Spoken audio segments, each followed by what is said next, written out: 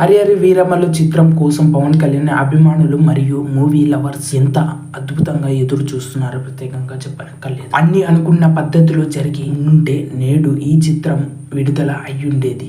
Theatre మొత్తం Housefull collection తో కలకలం రేపే, కానీ అది జరిగేలా లేదు. విఎక్స్ వర్క్ ఇంకా పూర్తి కాకపోవడంతో ఈ చిత్ర మేకర్స్ వాయిదా వేశారు. విడుదల తేదీపై మరికొద్ది రోజుల్లోనే క్లారిటీ రానుంది. రీసెంట్ గానే ఇరాన్ నుండి ఒక ప్రముఖ విఎక్స్ కంపెనీలో ఈ చిత్రానికి సంబంధించిన 6,000 విఎక్స్ షాట్స్ ని కలెక్ట్ చేసుకొని వచ్చాడు. ఆ చిత్ర డైరెక్టర్ జ్యోతి కృష్ణ అందుకు సంబంధించిన ఫోటోని కూడా ఆయన సోషల్ మీడియాలో షేర్ చేశారు. ప్రస్తుతం ఈ విఎక్స్ షాట్స్ ని అన్నిటిని సినిమాల్లో పొందపరిచే పనిలో ఉన్నారు.